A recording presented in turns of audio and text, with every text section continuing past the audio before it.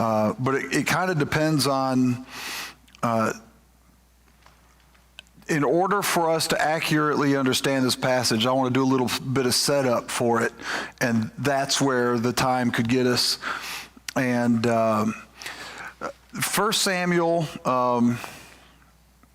last week, I want to mention this. Last week, when, for those of you that were here, at the end of chapter 4, the fulfillment of the prophecy against Eli and Hophni and Phinehas happened, where they all died the same day, and then Phinehas's wife, who was pregnant, died after childbirth.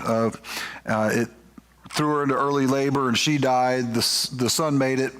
And when the other women were trying to encourage her, even though she was going to die, saying, "But the Lord has given you a son, be happy," it looked to me like they were saying, because this is at least you have a son, your line will continue. And I made that comment. In some further reading, Hannah, I think, was the first one that caught that, because she's always digging back there to make sure her dad's teaching you guys right. And I hear it if I'm not, which, by the way, we love doing that. I want to know what if. And I found in 1 Samuel 14, in verse 3, this is just... verse 2, Saul was staying on the outskirts of Gibeah under a pomegranate tree in Migron. With him were about 600 men. Among them was Ahijah, who was wearing an ephod. He was a son of Ichabod's brother, Ahitub. So who's Ichabod? Phinehas' son. So if Ahitub is Ichabod's brother, he's got to be an older brother, because mom and dad both died the same day. Y'all make sense? So there's another one in there. And I called up a Hebrew scholar. Why'd y'all look at Kathy? And just said, is there anything else to this? And I'll tell you, we had a great conversation about all the stuff that's going on because of that we realized. The fact that he's wearing an ephod, the fact that we got other things to get to. The end of the discussion was, I wish I could talk about it this week, but when we get to some stuff later, it'll come back up. So you're just going to have to stick with us. But it's really some interesting stuff. And that's what's fun about the Bible, is if you ask a question, I even told us I don't think it's going to be anything significant, but I just want research on this. When you start asking questions and digging, it will always take you to places you never expected, and you'll discover more. Like it is, if you like treasure hunt, the Bible's your book. And so having said that, I want to put this, because of what happens here, I want to put this in perspective. We're still coming to that tail end of the time of the judges. We don't have a king yet. And so we're in this transition period from the book of Judges, the time of the judges, and then Ruth happened during the time of Judges. Now these events happened at the end of the time of the judges. And again, what was it like during the time of the judges? Every man did that which is right in their own eyes. But through the book of Judges, and really through the history of Israel, we see a cycle that we'll watch the people of Israel go through, where the people will abandon God.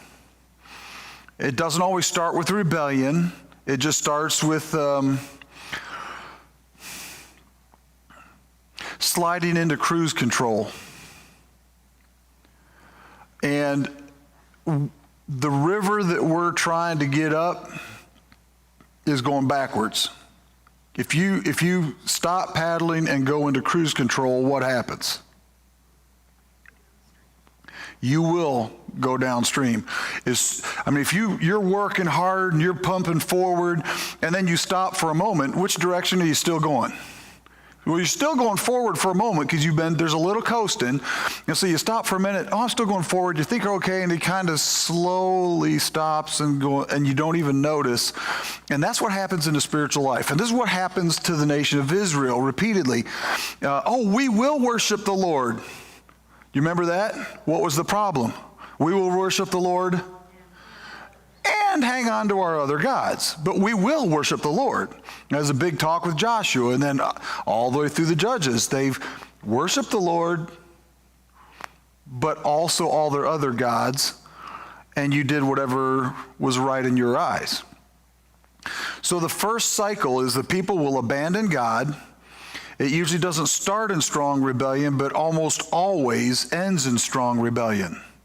They end up rebelling far more than they thought they would. And that's how sin gets us. We just slowly get sucked backwards until finally we're living in a way like, how'd I get here? Some of you know what I'm talking about. You've been through that, and you don't want to go that way again. The second stage, you ready for this? This summer, you're going to cringe. But the second stage is then God walks away from them. Some of you go, oh, no, God is for me. I heard it in a song on the radio on the way here. It doesn't matter what I do.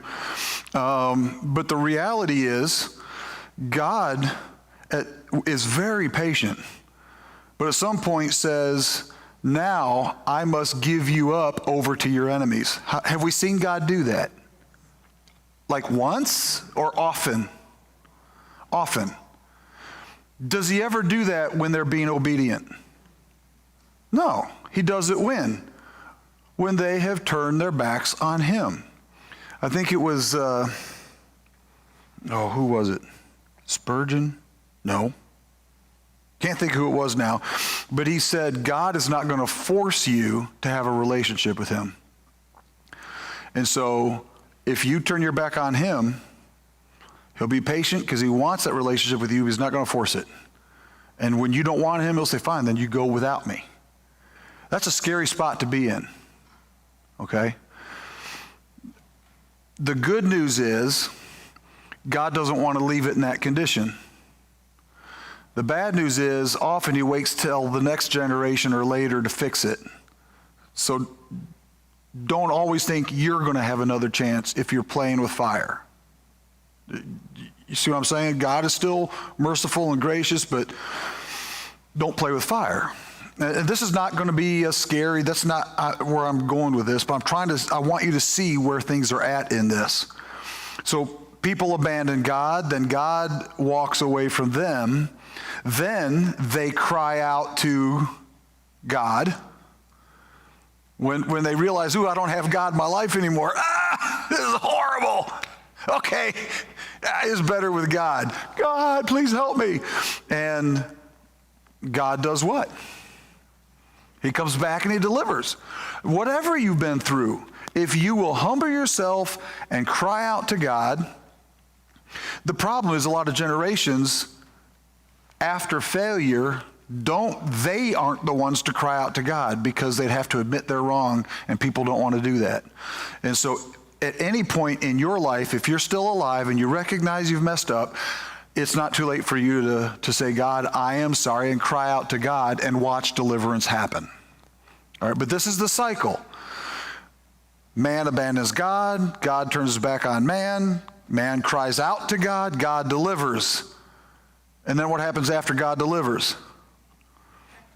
Man turns his back on God once he gets what he wants. And this is the cycle, okay? Where we're at in this story, the story of Samuel begins on the second part of this cycle. The end of the book was the first part of the cycle. Man had turned their back on God, and he was patient. And we looked at that over the last couple of weeks a long time. That even after he gave Eli the prediction against his family, it was years later, like 9 years later, that he tells Samuel and confirms that prophecy against Eli, I think giving him 9 years to repent, and he didn't take it. And once he tells Samuel about Eli, he did that on that, waking up Samuel 3 times that night, so that he would wake up Eli 3 times that night, because it was more about Eli than it was Samuel. So now Eli's sleeping, waking up, he's all night he's awake, wondering what God's telling Samuel, and it was the prophecy against him. And then it was years later when it finally happened in last week's story. So God has been so patient, and they kept rebelling, and finally God said, I'm done. And they recognized it. They went to battle, and the first battle, 4,000 people died. And what did they say? They said, God handed us over to the Philistines. And then they decided, let's take the ark. And for those of you that weren't here last week, it wasn't because we should have gone with God on our side. We should have inquired of the Lord. It was more of I know how to make God make us win. Certainly, he would never let his ark get captured. So if we take it and put it out front, God has to make us win. Folks, that's trouble when you think you can beat God at his game. And so they thought certainly God would never let that happen. And so what God do? He let that happen. Okay? So now we see, and I forget, 30,000, 40,000 something died in that second battle. And and that's when Eli died, and his sons died, and his daughter-in-law died, and that's where we left the story last week. So you can see where we're in step 2 of that cycle, and we're waiting for step 3. What we're going to see is even to get to step 3, God moves first. We won't get to step 3 tonight, where they cry out to the Lord. A little bit, but what we're really looking at is what God did through step 2. Does that make sense?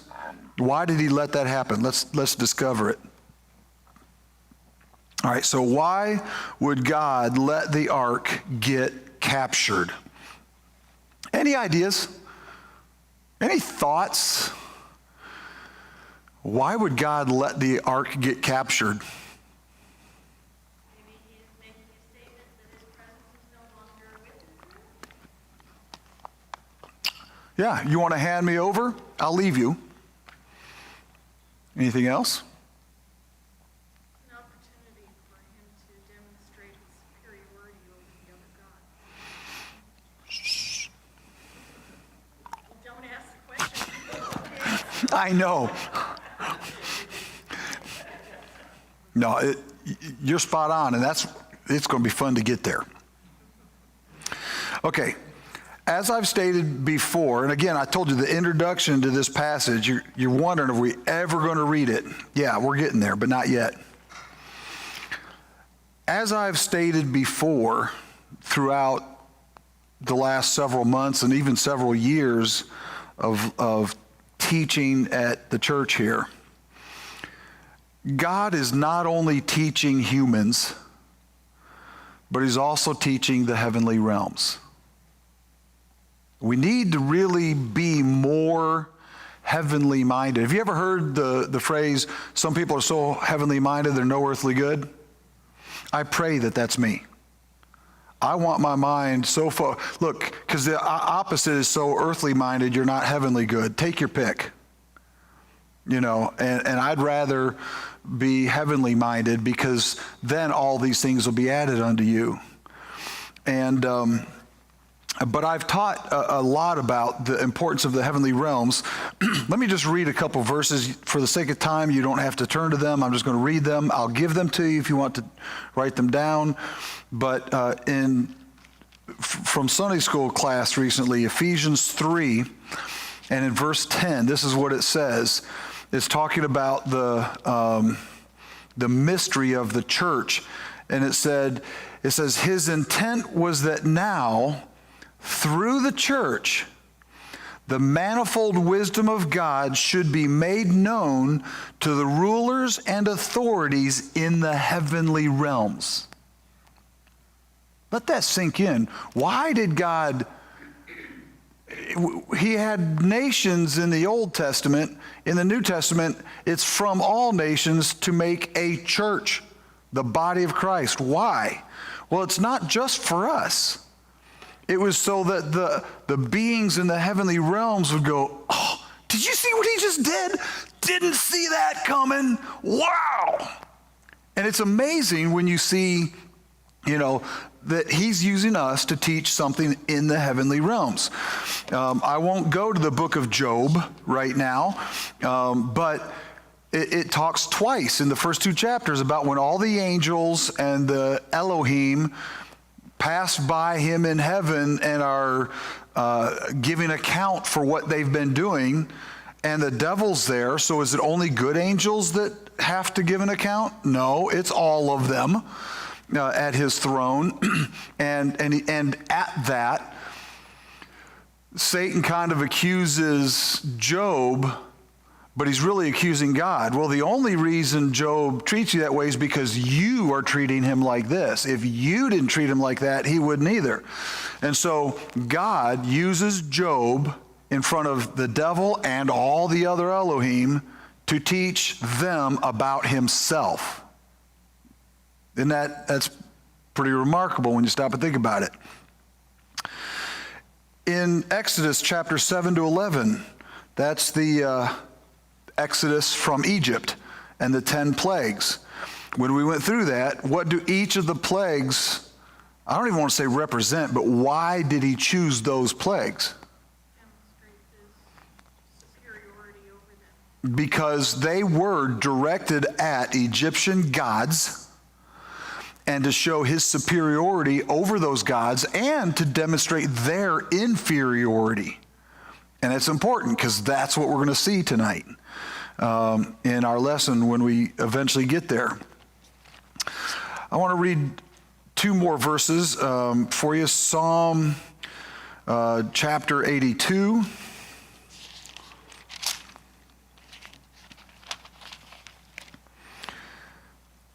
Says this, God presides in the great assembly. He renders judgment among the Elohim, the gods. How long will you defend the unjust and show partiality to the wicked? Defend the weak and the fatherless. Uphold the cause of the poor and the oppressed. You see, the Elohim are accusing God, saying, why are you letting wicked people on the earth get away with this? Would they not have asked the same thing in the first few chapters of 1 Samuel? You get my point? When Hophni and Phinehas are having sexual relations with prostitutes at the temple entrance, and the angels are watching and passing by their time for accountability, they're like, God, why are you letting that go on in your temple? We're not even talking about the bad angels that are looking for a reason to accuse God at being bad. We're talking about good angels that want justice. Are you hearing me? And so God is, if we just look through, and that's enough. You all get my point.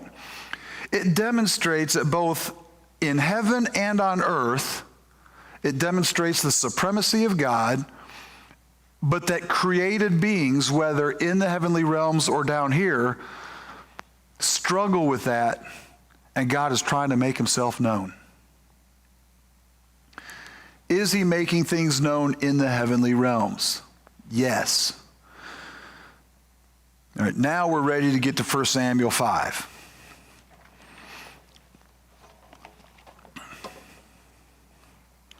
Because if you don't have that backdrop, I think you'll miss some of what's going on. 1 Samuel 5 and 6, the reason I'm going to try to cover both of them is in these 2 chapters, God appears to deal with, ready for this, the gods first, the Elohim, the heavenly realms, and then he deals with the people. And what I see here is he's doing something to both. Let me give you a sneak peek of what I'm saying. Look at chapter 6. We're going to get there in a little bit. But in chapter 6, verse 5, make models of tumors that's going to be of gold and of the rats. Those are golden things they have to make. We'll get to it in a minute. But here's what I want you to see. That are destroying the country, and give glory to Israel's God. Perhaps he will lift his hand from you and your gods. So is it just an earthly thing that he's doing here?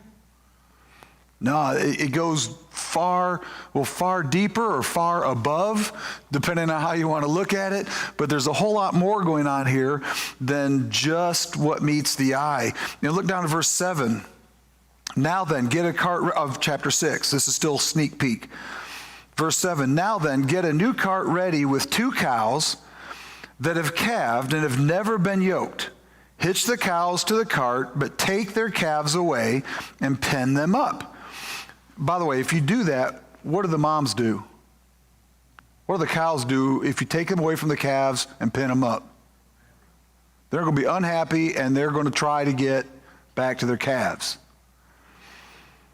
All right, verse 8, take the ark of the Lord and put it on a cart, and in the chest beside it put the gold objects you are sending back to him as a guilt offering. Send it on its way, but keep watching it. If it goes up to its own territory towards Beth Shemesh, in other words, if these cows leave their calves and take it on a road they've never been on because they've never been yoked, and you put 2 cows that have never been yoked on, where are they going to go? They're nowhere. They're going to fight each other. Cows aren't known for their smarts.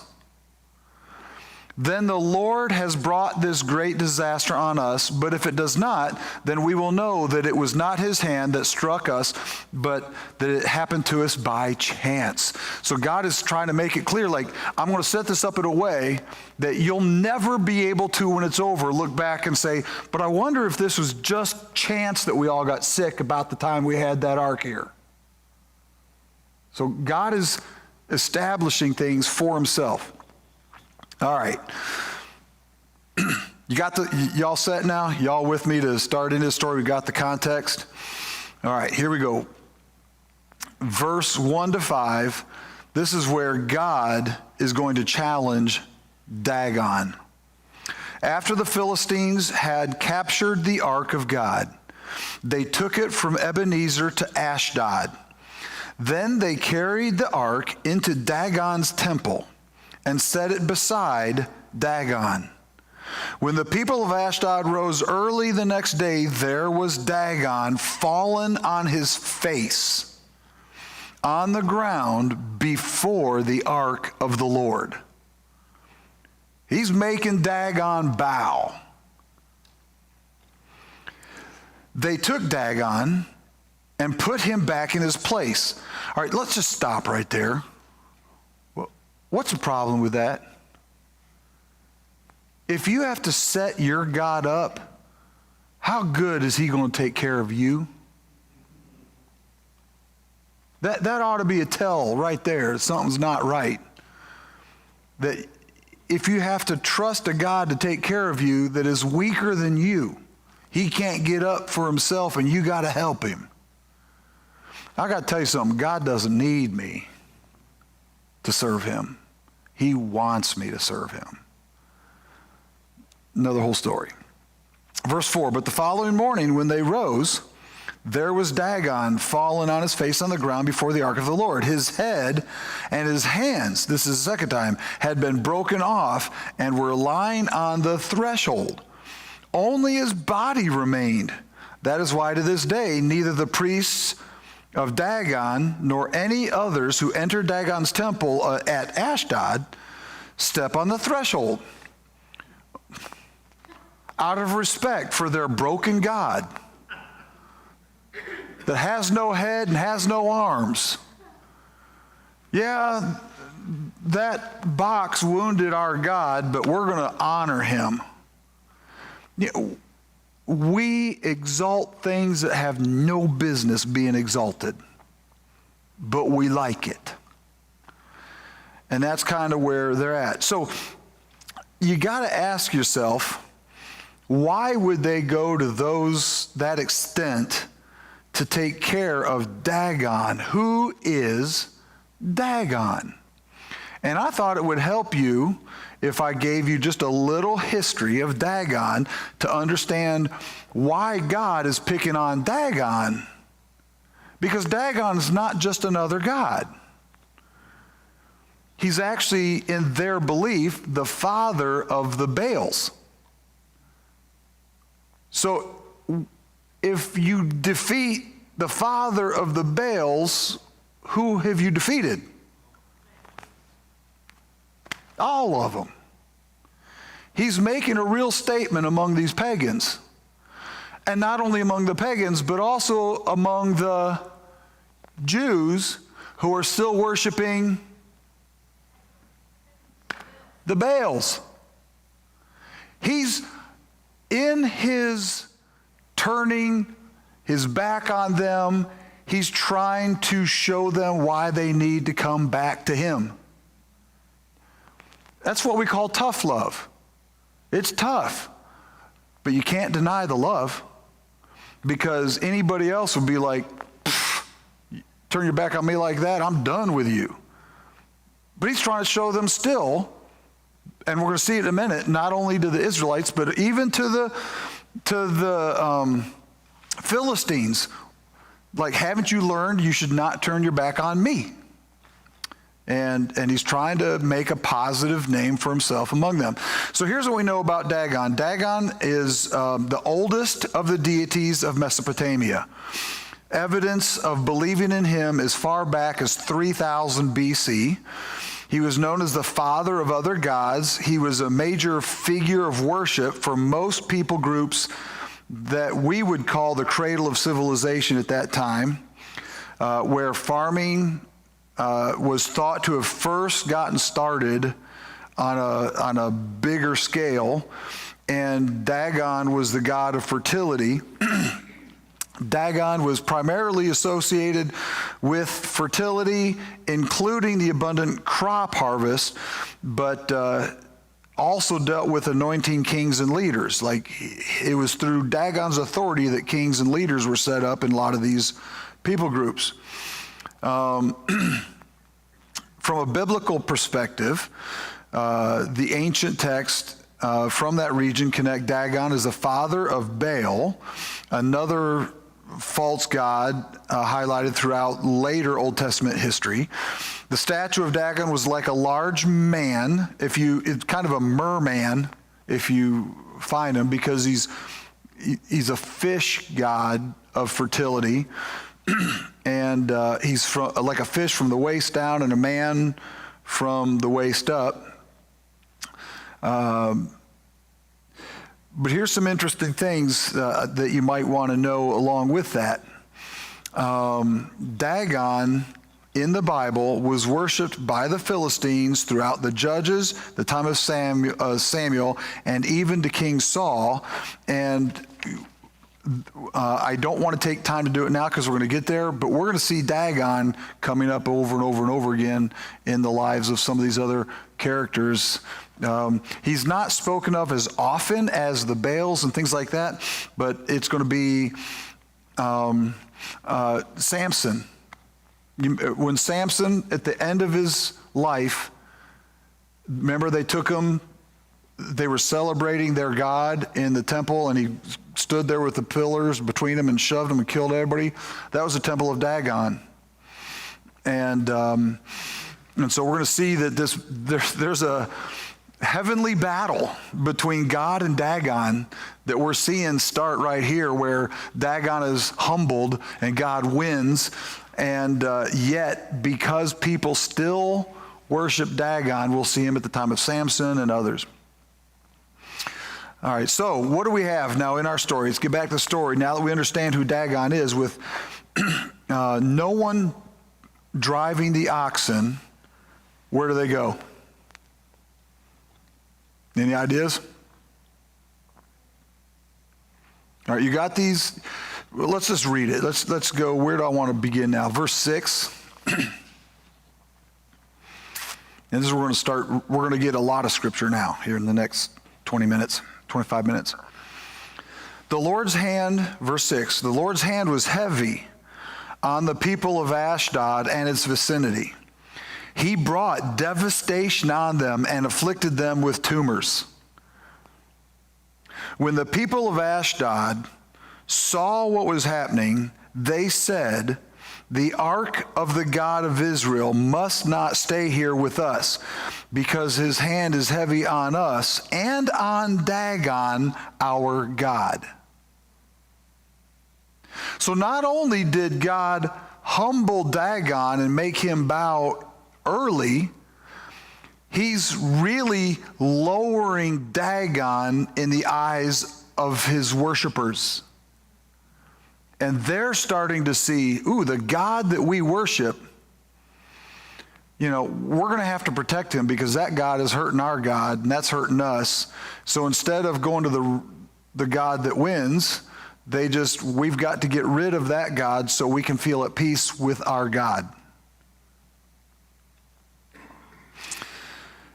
Verse 8, so they called together all the rulers of the Philistines and asked them, "What shall we do with the ark of the God of Israel?" They don't know what to do. I'm just going to keep going because there's some really good stuff I don't want to miss. They answered, "Have the ark of the God of Israel moved to Gath." So they moved the ark of the God of Israel. But after they had moved it, the Lord's hand was against that city, throwing it into a great panic. And he afflicted the people of the city, both young and old, with an outbreak of tumors. So they sent the ark of God to Ekron. As the ark of God was entering Ekron, news travels, right? And the people of Ekron cried out, "They have brought the ark of God of Israel around to us to kill us and our people." Now, when you're on God's side, how do you think Israel's going to react when the ark comes back? With dread or with excitement? With excitement. Wow, they were sad and people were dying because they lost the ark. How are they going to feel when it comes back? Woohoo! But what about these people that don't want God around? How do they feel when God's around? They don't like it, so they want to get rid of him. Verse 11, so they called together all the rulers of the Philistines and said, "Send the ark of the God of Israel away. Let it go back to its own place, or it will kill us and our people." Y'all see something funny going on there? Yeah, they still see it as the power. You watch anything on TV, any of the archaeology shows about this Ark of the Covenant, and there's no belief that God has anything to do with it. It's because of the wood and the gold, it was like a big battery and gets up enough static electricity. If you touched it, it'd shock you and you could die. And that people's, just their fear of it made it, it's crazy. But watch this. For death had filled the city with panic. God's hand was very heavy on it. Those who did not die were afflicted with tumors, and the outcry of the city went up to heaven. That almost sounds like stage 3, doesn't it? The only problem is who's crying out to heaven? The Philistines. So what we've got here is a shocking chapter to a lot of people. Would God really do that? And our answer is Yes, how do we know? Because it says so. So we have a choice to either be like the Philistines and say, but I don't want a God that does that, let's get rid of him.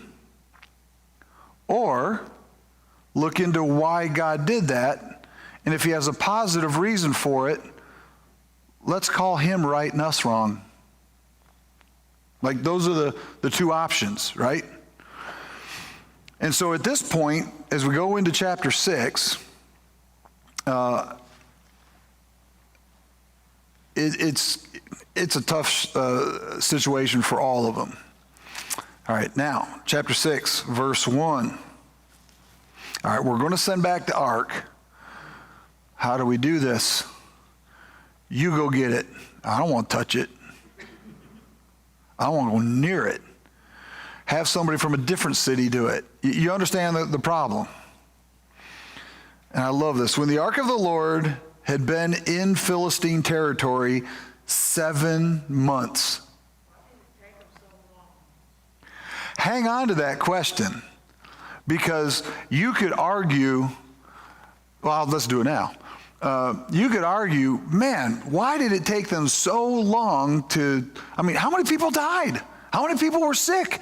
And they stuck to their guns. And instead of saying, oh, let's pass it on to the next, they could have said, let's send it back now. Something's not right. You know. You can also say that it passed through so many cities, and it went through so many cities in only 7 months. Like, it went fast. Like get it out of here, because it's already destroying our city. So that by around the 6th month, and it's going to the last place, they're crying out, don't bring it here. We know what it's going to do. It's going to kill us. You want us dead. And so now they got this question. Verse 1. When the ark of the Lord had been in the Philistine territory 7 months, the Philistines called for the priests and the diviners and said, what shall we do with the ark of the Lord? Tell us how we should send it back to its place. Did God ever speak through non-Israeli priests and prophets? Yes, name some. Balaam? The witch of Endor. Yeah, there are times that God spoke and told them what he wanted them to know. What's that? Verse 3, they answered, if you return the ark of the God of Israel. Now, I love this. It shows to me that they're starting to learn. Do not send it back to him without a gift. So, in their minds, what's going on? God is the owner of the ark, and they said, don't send it, the ark, back to God, meaning to Israel. So God is with Israel. Y'all see that? Where did they get this idea that it was God's ark and he would protect it and not let it get stolen, but then when he did let it get stolen, he's mad at them until they give it back? Like, you see the similarities between the Israel's attitude and the Philistines' attitude. Israel said, hey, let's go to battle. And they lost the first round and said, but if we take the ark, God's not going to let us lose. He's going to protect his ark. And it's almost like both sides are thinking, well, God just likes his little trinket. They think of it as a magical item. Yep. And to this day, I watched something where they said, just night before last, where they said they think they found where the Ark of the Covenant is probably hidden. And they went through this whole thing. And it's all about, because we could, like the discussions was, should we find it and all of its magical powers? And look, it has no power. God does. God did not put power in that box so that where that box went, the box emanated something that made people sick. And it wasn't about getting his box back. But he's trying to teach them of his superiority over Dagon. And there's something else that he's teaching them. And let's look to see why God does it this way, to see what God is teaching them. Well, here's the lesson, first lesson. It says, if you return the ark of God of Israel, do not send it back to him without a gift. Well, what kind of gift? Like, is he greedy and wants money? Let's watch. By all means, send a guilt offering to him. It's not about the gold. It's about the admittance of wrong. It's about having to declare we are guilty. Let me ask you this question. In their eyes, what are they guilty of? Not recognizing the supreme. It has to be that. It can't be guilty of winning a battle or a war against Israel, because they won. In fact, who let them win? And why did God let them win? Because Israel needed discipline. So for the Philistines, then what is it that they need to admit they've done wrong? And that is to put their God Dagon over the God of Israel. Well, back then, there was also the belief that these many gods, they had control over certain areas. Right. And so part of it may have been that they thought that by taking the ark, which was the God of Israel, out of Israel, that was what they were guilty of. It could be that. But just think about that. There could be a long discussion. I don't want to get into it. I just want to toss this nugget out to think about. Satan does everything he can to deceive and confuse. And so by making them think in that day, well, there's a Baal of this area and a Baal of this city and a Baal of that, a god over here and a dozen gods over this city or nation, and Egypt, hundreds of gods, but my God could be different than your God. They're all at different levels. If yours happens to be bigger, but mine works good for me, it's okay. That's their attitude. They're not looking for the biggest, best God. They're looking for one that makes life okay for them. You could see from that pagan attitude why they're not pursuing Jehovah God. I don't need that God. Mine have been doing just fine for me. That is the way the devil will work in the minds of people so that they can be confronted with truth and still not accept it. It's all part of the lie.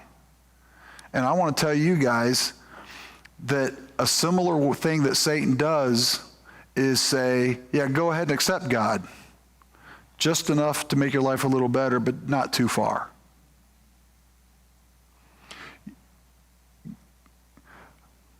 God deserves more than I'm capable of giving him. If I give him everything I can, I'm coming up short. Now, he won't be mad at me for coming up short. I'm not saying he's saying it's not enough. Because in his eyes, I am enough, not because of my works, but because of what he did for me. I'm enough because of him, not because of me. But therefore, what would I hold back from him? Nothing. There should be nothing that holds us back. And so in a small way, I think we do the same thing. They're being confronted with the holy, righteous, perfect, supreme being and going, yeah, but I'll settle for this. Okay, I want to make sure that we're seeing that. Let's keep going. Verse 3 again, to pick up the sentence. They answered, if you return the ark of the God of Israel, do not send it back to him without a gift. By all means, send a guilt offering to him. Then you will be healed and you will know why his hand has not been lifted from you. Like, this has been going on. Why is this still going on? Well, you're going to know why. One thing about God's discipline, he doesn't spank you and then leave you to wonder why. If you're being disciplined by God, ask him, what is it you're trying to change in me? He'll tell you. He might have you work it through a little bit, but he'll tell you because he wants you to fix things. Verse 4, the Philistines asked, what guilt offering should we send to him? Okay, a guilt offering, what? We're not Jews. We don't know what their guilt offering is. They replied, 5 gold tumors and 5 gold rats. Why 5? Well, according to the number of the Philistine rulers, because the same plague has struck both you and your rulers. Make models of the tumors and of the rats that are destroying the country. So what are the 2 plagues that God's using? Tumors and rats. Which one's worse?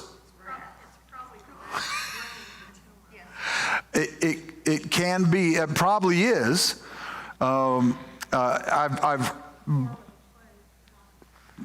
Bringing the plague. I wouldn't argue that, because there seems to be some hint in here that God doesn't want them to think later that, were we just getting confused? Was it coincidence? Did it look like it? Or was that just actually a natural occurrence of a rat plague that brought these? And he's trying to do that. But for me, when it talks about the tumors on both, I'm not sure the rats,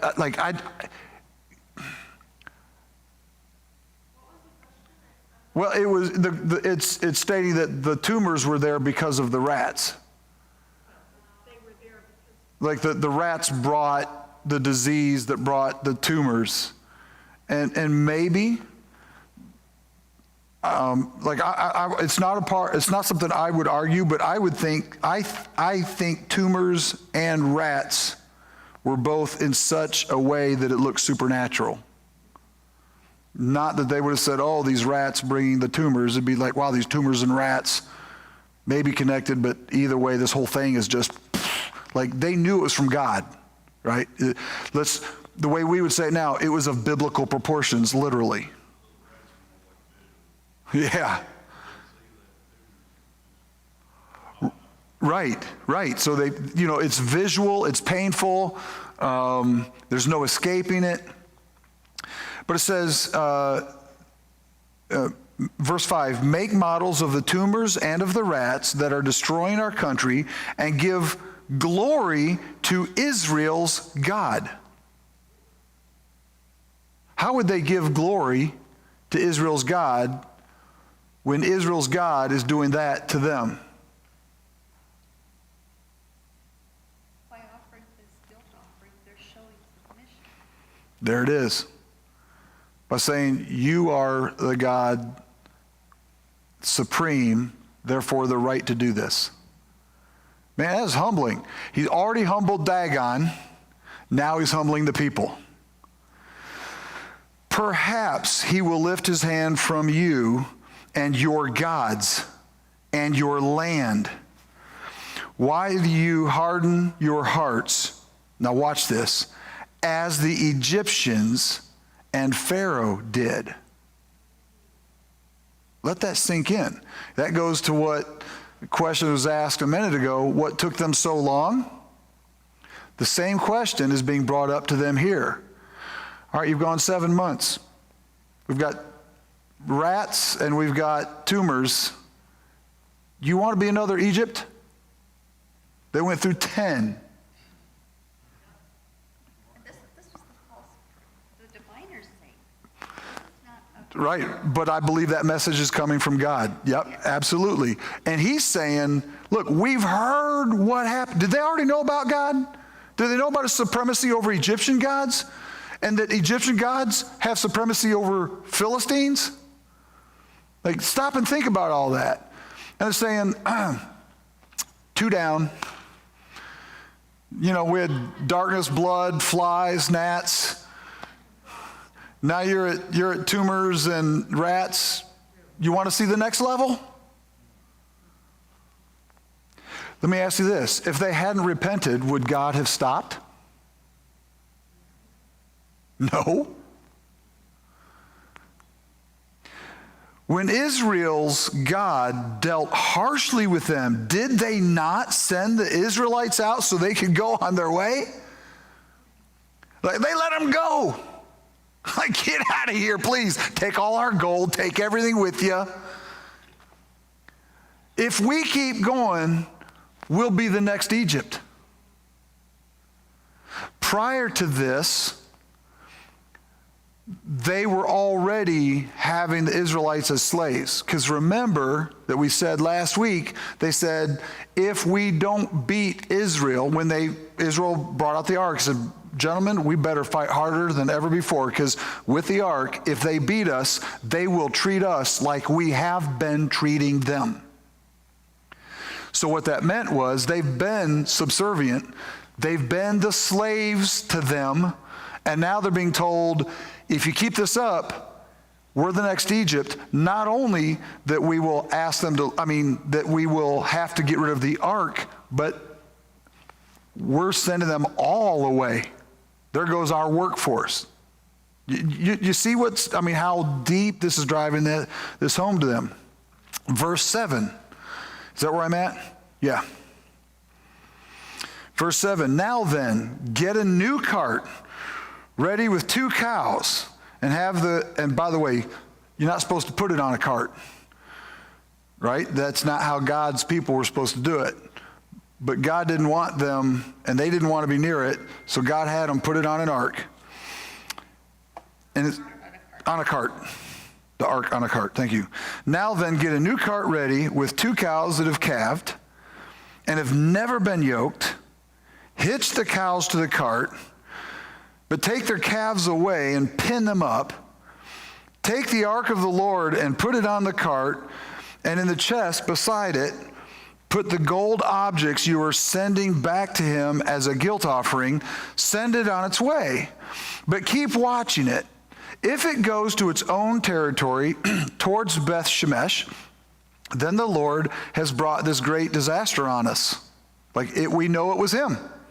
Because it shouldn't go to a place it's never been, to its own home. Those cows would never be able to do that. That's impossible. So if the impossible happens, then we will know this had to be God. But if it does not, then we will know that it was not his hand that struck us, but it happened to us by chance. So they did this. They took 2 such cows, hitched them to the cart, and penned up their calves. They placed the ark of the Lord on the cart, and along with it the chest containing the gold rats and the models of the tumors. Then the cows went straight up towards Beth Shemesh, keeping on the road and lowing all the way, as if they didn't want to do it. They're walking away from their calves, but being led right up. They did not turn to the right or to the left. The rulers of the Philistines followed them as far as the border of Beth Shemesh. Now the people of Beth Shemesh were harvesting their wheat in the valley, and when they looked up and saw the ark, they rejoiced at the sight. Now, a little different than the last town it entered, right? The cart came to the field of Joshua of Beth Shemesh, and there it stopped beside a large rock. The people chopped up the wood of the cart and sacrificed the cows as a burnt offering to the Lord. The Levites took down the ark of the Lord together with the chest containing the gold objects and placed them on the large rock. And that day the people of Beth Shemesh offered burnt offerings and made sacrifices to the Lord. The 5 rulers of the Philistines saw all this and then returned that same day to Ekron. So did they know? They knew why that had all happened. They knew it was God. Do you think they're going to learn their lesson and they're done with bothering Israel now? Verse 17, these are the gold tumors and the Philistines sent as a guilt offering to the Lord. one each for Ashdod, Gaza, Ashkelon, Gath, and Ekron. And the number of the gold rats was according to the number of the Philistine towns belonging to the 5 rulers. The fortified towns with their country villages, the large rock on which the Levites set the ark of the Lord, is a witness to this day in the field of Joshua of Beth Shemesh. Now I want to finish this and talk about it briefly and we'll be done. But God struck down some of the inhabitants of Beth Shemesh. Philistines or Jews? Jews. Putting 70 of them to death. Well, I thought they were celebrating and sacrificing and doing all kinds of stuff. They were put to death because they looked into the ark of the Lord. Were they supposed to touch it? They knew better. And I don't think the first one that looked, God struck down. Otherwise, nobody had touched it. Here's my point in saying that. Sometimes we look at other Christians do something we don't think is right, and it doesn't seem like they get punished for it. They get away with it with God. And so we think, well, then it must not be that bad. I can do the same thing. Y'all following my logic here? And then all of a sudden, all right, everybody that disobeyed. Don't let others convince you to do things that are wrong. In fact, I think if more would have stood up and said, hey, you shouldn't do that. Well, nothing happened. I don't care. You shouldn't do that. They might have dissuaded others. Maybe some did. The people mourned because of the heavy blow the Lord had dealt them, and the people of Beth Shemesh asked, who can stand in the presence of the Lord, this holy God? To whom will the ark go up from here? Then they sent messengers to the people of Kiriath Jearim, saying, the Philistines have returned the ark of the Lord. Come down and take it to your own town. So the men of Kiriath Jearim came and took up the ark of the Lord. They brought it to Abinadab's house on the hill and consecrated Eleazar his son to guard the ark of the Lord. The ark remained at Kiriath Jearim a long time, 20 years in all. I made it through 5 and 6 with 3 minutes overtime. That's not too bad. But do you see what God's doing in this? He's not just, how dare you take my ark, I'll show you. He's trying to teach the nations that repentance works. What happened when they sent the guilt offering? The tumors stopped. He's teaching them about the goodness of him to the obedient and the faithful, those that have faith in him. And so many other lessons throughout this whole thing. Any other comments, questions, observations from this that I didn't cover? You know, it was the Levites that were doing the sacrificing and all of that. Mm-hmm. They were the ones given the instructions as to how to handle the ark. The ark was, you know, originally they kept it covered so that no one could even look at the outside of it. Right. And in the course of the time of the judges, now they're looking at it as a magical object, and hey, let's find out what's making it tick. Yep. And they've lost all fear, reverence, understanding of who God is.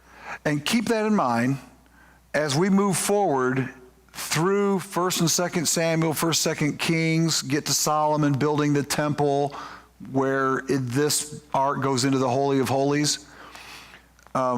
Keep that in mind where they started from in today's lesson. It was just a good luck charm that who can control the magic of this thing. God is going to be effective in teaching that it's not the box, it's him. And we're going to see that as we move forward. Good. Yes, sir. What you're saying is the Nazis and the Raiders lost the ark of the false. Yeah, I have that same vision every time I talk about it, with the little white spirits going through their eyes, you know. And if you read on it, it's like, yeah, there's something magical. Anybody that looks inside, God wipes them dead. Like God is this uncaring, like there's magic in it. If you look inside, you're cursed mentality. It's because they are still not understanding any better than the Philistines did. If they read their Bibles with an open heart and mind, they'd probably learn better.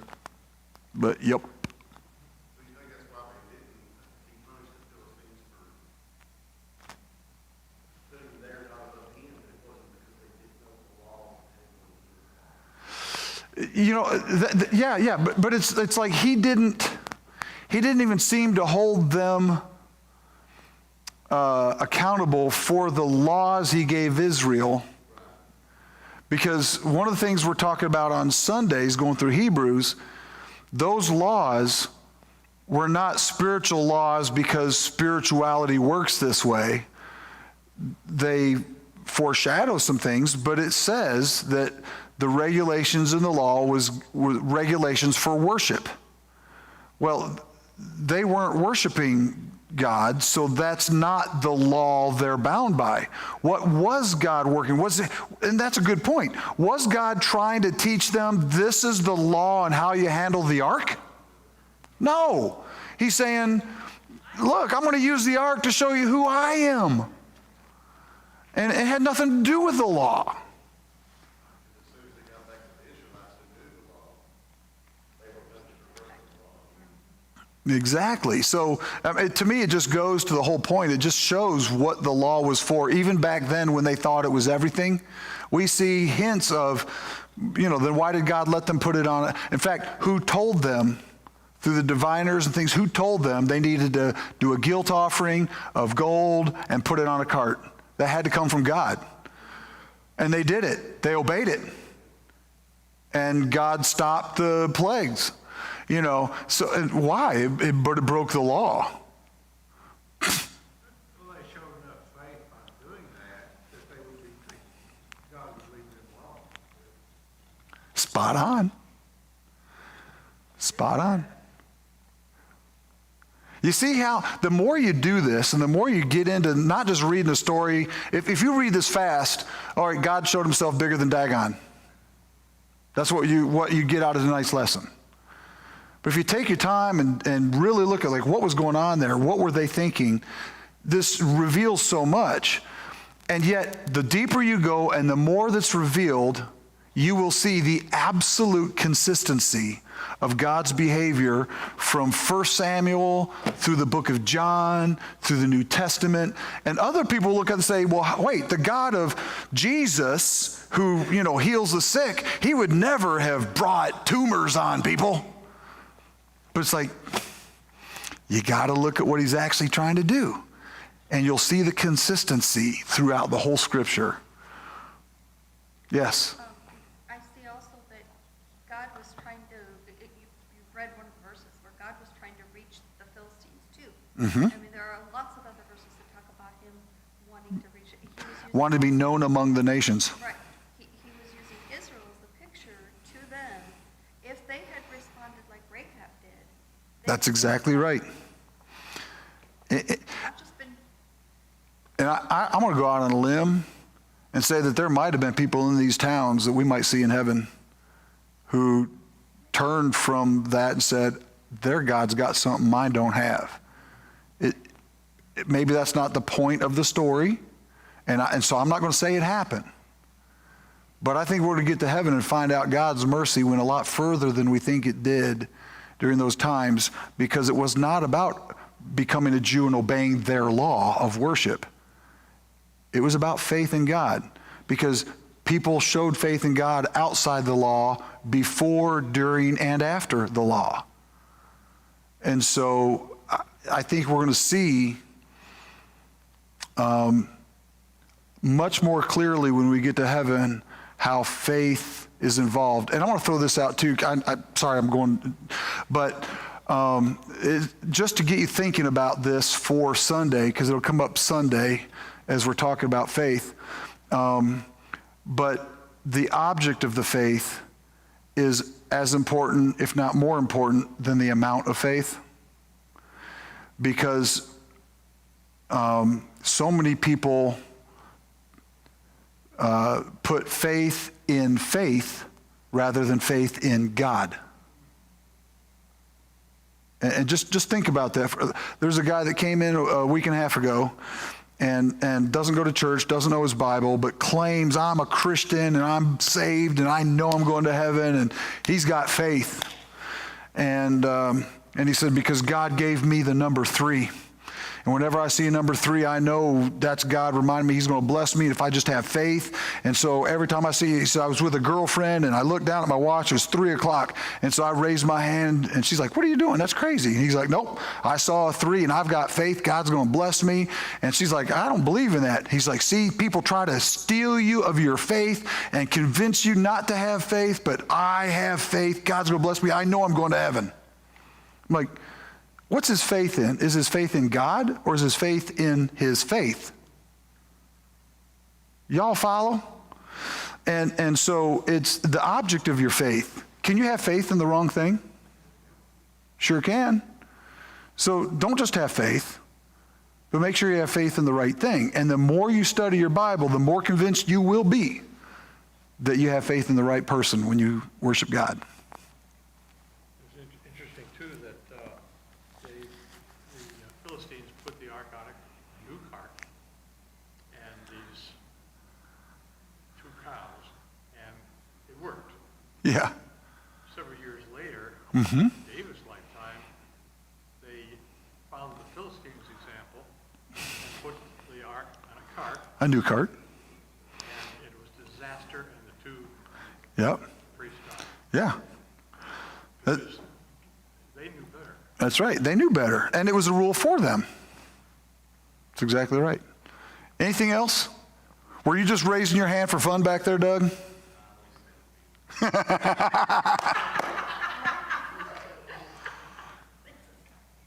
All right.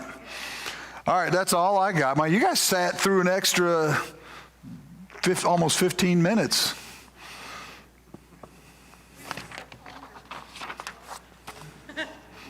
See, it's not so bad sitting up front, is it?